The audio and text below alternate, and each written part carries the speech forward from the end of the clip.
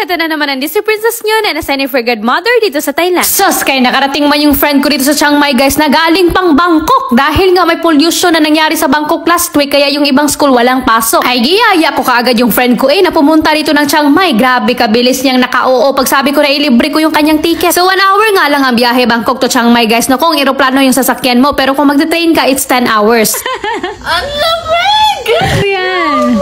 Sabi ni And fast forward, gabi na nga siya masyadong nakarating kagabi guys, no, kasi delayed yung kanyang flight. So magstay lang siya dito ng 2 days and 1 night. At itong friend ko guys, kay 5 years na siya dito sa Thailand, so marunong na siya magsalita ng Thai. ผมให้นะคะ พรุ่งนี้ใช่ไหมคะ ค่ะ ส่งพรุ่งนี้ใช่ไหมคะ ใช่ค่ะ โอเคค่ะ O, diba, na puros ka yung convo nila. So, papunta nga kami dito ng 7-Eleven, guys, no, kaya itong friend ko, hindi man pala siya nakadala ng toothbrush. So, sabi ko sa kanya, maghiram ka na lang sa akin, pero parang na-realize man namin na parang hindi man yung tama. Kaya bibili na lang kami. Tignan mo tong toothbrush lang ang bilhin ko, no, pero ang dami na niyang gidala.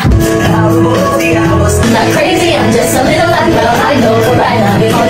And after nga dito na pag-isipan namin na mag-watch muna ng movie and after dito kay pupunta kami ng Chiang Mai. But before that, of course, bago ako pupunta ng city, hindi dapat kalimutan itong nagpapaglow sa atin, itong Beauty White Capsule ng You Glow Babe. So kung gusto niyo ng healthy glowing skin guys, ay perfect talaga itong Beauty White Capsule ng You Glow Babe. So nag-grab na nga kami dito guys, no, kay kung magmotor kami na ang mga beauty namin pagdating sa place na pupuntahan namin, kay mag-transform na para kaming mga magong gising. Yung mga buhok namin wala dito, wala doon. Kaya mag-taxi na lang talaga. So pupunta nga pala kami dito sa Central Chiang Mai guys, no, at dito sa Thailand, hindi talaga mahirap hanapin itong mga aesthetic na mga damit. Anywhere talaga ito sila, tsaka mga mura pa. So dumiretso na kami dito sa Calvin Klein guys, no, pero grabe, mga bra pa lang dito, lulugwa na yung mata mo sa presyo. Pero bumili pa rin ako guys, kasi nagbabasakali ako na sa sobrang mahal niya, baka may chance pa na lumaki yung didi natin. Go. And after din pala guys, kaya nagpa-laser lang ako dito, no, ng aking kilikili kaysa kadami ng aking buhok maduling-duling na talaga ako kakagamit ng pulir lang. And finally, nakarating na nga rin kami guys, no, nagpahinga lang kami saglit kanina and ngayon we decided na maglaro kami ng badminton. So share ko lang din pala guys, no, sabi ko kanina 5 years na dito yung friend ko. Actually, magsi 6 years na siya guys, but still gusto niya pa rin magstay dito. So alam ko na malayo kami dito sa pamilya namin guys, no, but we are always thankful talaga sa experiences and lessons na itinuro dito sa amin abroad. At first thing talaga na ituturo dito sa ng panahon, no, kaya ang pagiging independent. Hindi siya madali, but it is the opportunity to see the world from different perspectives and also the freedom to create your own unique life. So wala naman talagang madaling buhay, kaya it is how you handle your life. And pauwi na nga kami dito guys, no, nagabihan kami ng kaunti sa lakad-lakad namin, pero may nagchat sa akin na the food is ready. So meron din pala kaming chef dito, no, nakaabot din ng Chiang Mai. So while kami naglakad-lakad ng aking friend, siya busy kakaluto ng dinner namin. And ito din pala yung unang deserve niya, quesadilla with avocado na is very masarap masyado. And hindi lang pala ito, kay meron pa palang second course. Akala ko ito na, pero meron pa palang paparating. Sus, ang sasarap talaga ng mukha ng mga niluto niya. Pero ang hinanap ko talaga dito, no, kay ang rice, saan man ang rice nito? Ay,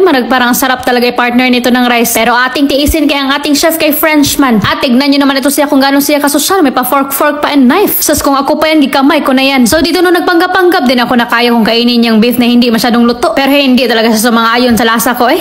And fast forward, while siya busy na doon kakahugas ng plato, ay kami dito mag-movie kami dito eh. At hanggang dito na lang muna, kay gihangak na talaga ako dito magdabo eh. See you in my next mini vlog. Kapunang ha!